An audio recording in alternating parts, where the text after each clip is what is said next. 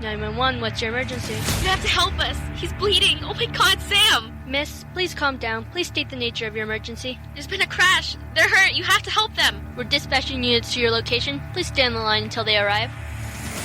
In a world where regrets are common, I was ignorant to a lot of little things that nearly cost me my life. I was scared with a lot of emotions running through me.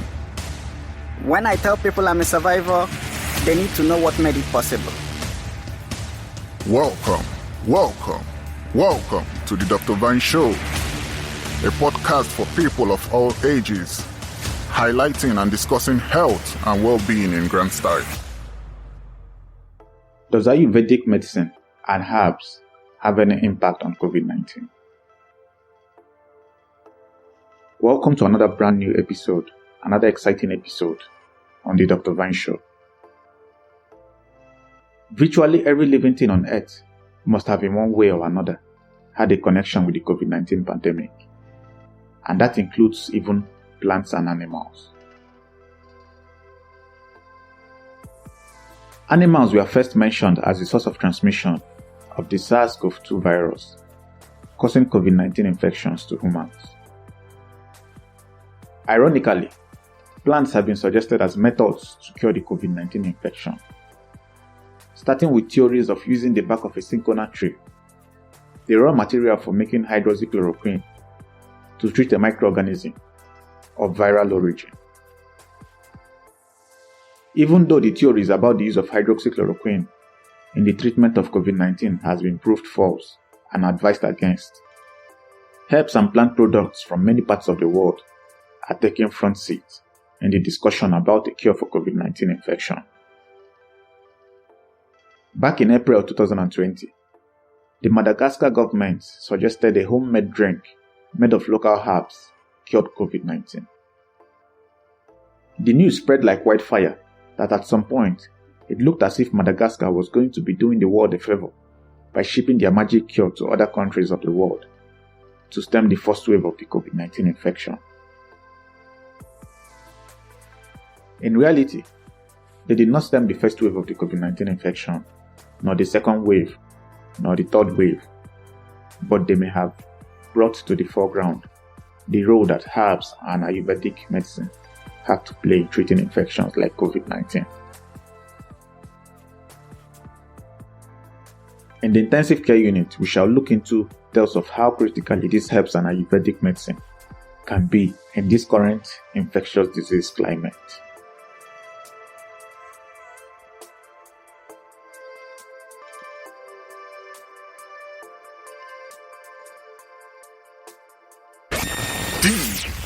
DICU. Listen to the health topics discussed intensively, the very important topics dissected into details. Get informed, stay informed.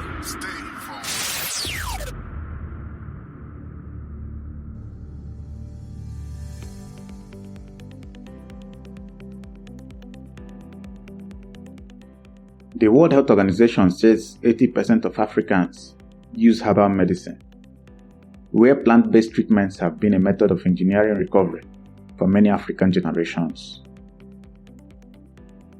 Ayurveda is a natural form of treatment that originated from India over 3,000 years ago. Two Sanskrit words that form Ayurveda are Ayur, meaning life, and Veda, meaning science or knowledge. So in an instance, Ayurveda can be interpreted as the science of life. The principle of treatment of Ayurveda is based on the idea that diseases occur due to an imbalance or stress in a person's consciousness, and so aims to restore a balance between body, mind, spirit, and environment. Ayurvedic medicine is considered equal to traditional Chinese medicine. The Indian Ministry of Ayurveda gave certain recommendations on how to use this form of medicine to manage COVID-19 infection. A study, or rather, a case report showed the impact of using Ayurveda for COVID-19 treatment. It's interesting that the Chinese relied mainly on traditional Chinese medicine in the management of their COVID-19 cases, as no Western medicine has proved effective. In this case report, the patient decided to entirely rely on Ayurvedic medicines after falling ill from COVID-19 infection. The study published in the Journal of Ayurveda and Integrative Medicine in June 2020 mentioned the patient had all the characteristics of COVID-19 infection: high fever, severe cough, severe body pain, loss of taste, and loss of smell. Chapter 1 of the Ayurveda manual focuses on the treatment of fever, and Chapter 3 focuses on the treatment of pandemics and epidemics. The patient in question is a 43-year-old investment banker in New York with a body weight of 94.3 kg, not a known case of type 2 diabetes mellitus or hypertension. On the first day of his illness, he contacted his Ayurvedic consultant in Chennai, India, on the telephone and was started on treatment. He self-quarantined. On day 2 of medication, symptoms like abdominal pain became mild. Body pain continued. High fever continued. Loss of taste and smell continued. Cough became mild. On day 3, severe body ache continued. Temperature increased. Loss of taste and smell continued. Cough became severe with no sputum production, and symptoms worsened by the evening of that day.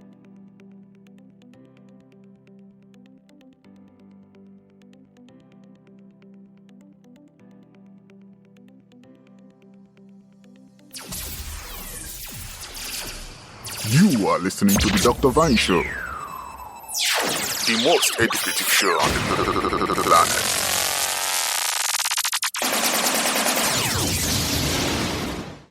All this while, same medications from day 1 were still continued.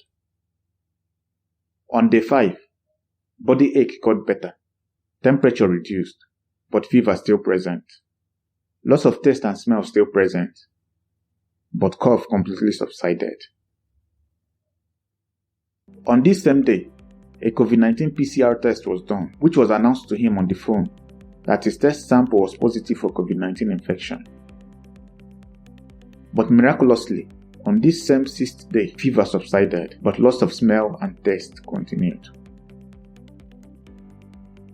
Same medications from day 1 were still continued. From day 8 to day 15, patient felt normal except for loss of smell and loss of taste. From day 8 to day 15 too, a new Ayurvedic medicine was added to his previous medicines. By day 16, his sense of smell partially came back.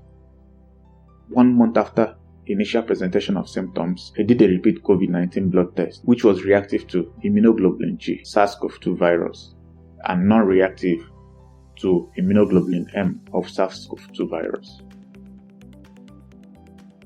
The full therapeutic intervention consisted of Ayurvedic medicine, Ayurvedic diets, and regimens like avoiding sleeping during the day and staying awake at night. To add to all of the previously mentioned, the patient wasn't new to Ayurveda and has previously used Ayurveda to manage conditions such as itchy skin and hypothyroidism years before the onset of his first COVID-19 symptom. What is the interpretation of the COVID-19 blood test result?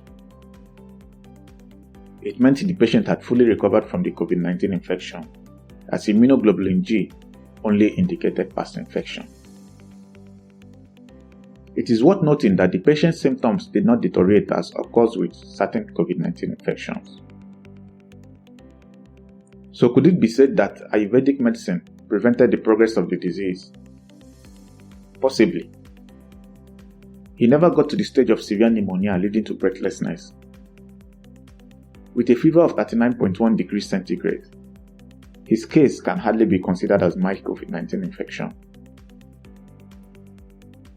Mild cases usually have very few symptoms, and less than half of them develop a cough.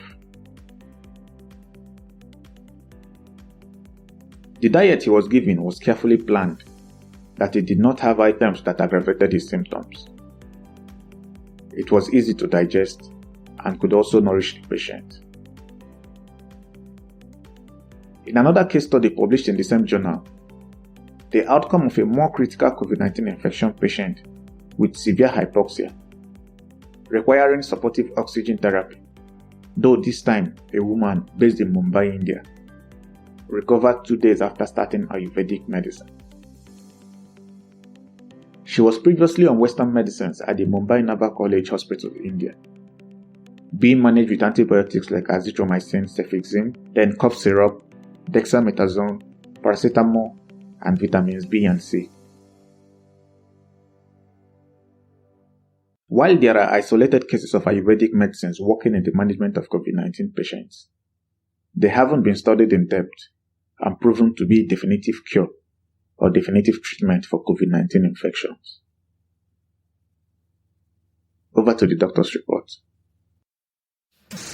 All the health news from across the globe, right here in the Doctor's Report.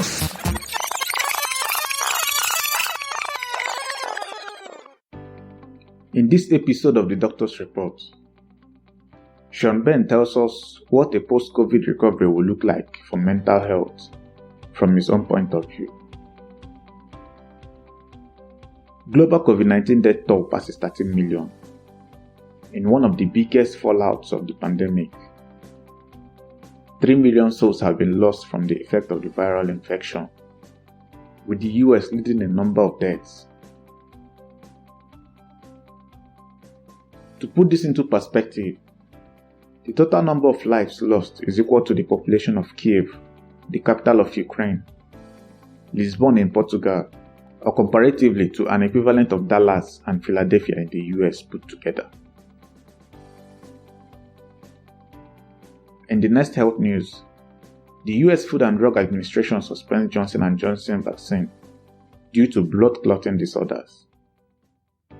The clotting disorder is defined as a rare and severe type of blood clot. Up to 6.8 million doses of this vaccine has been administered in the US.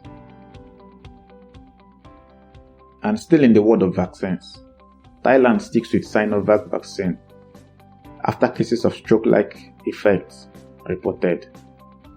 The Chinese-produced vaccine has been reported to cause 6 unusual stroke-like effects among the recipients, all medical personnel. Symptoms included drowsiness and numbness in the limbs, but they have all recovered.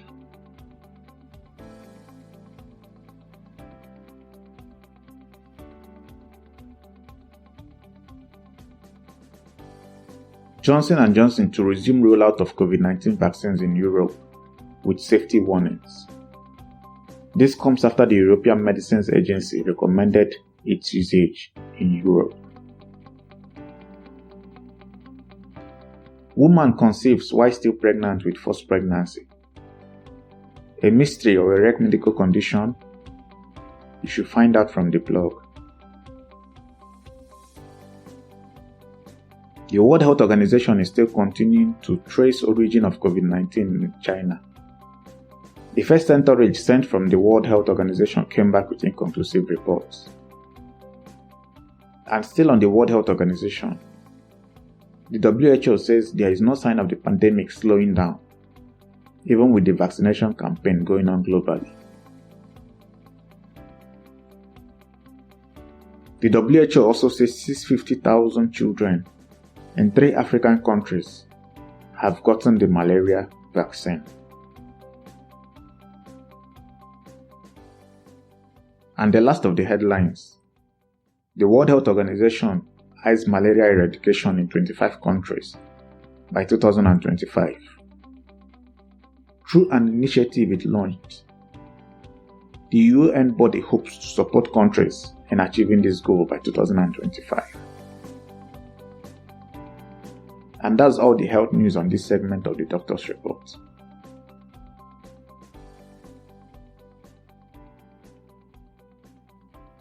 The discharge summary, your top 5 health prescriptions.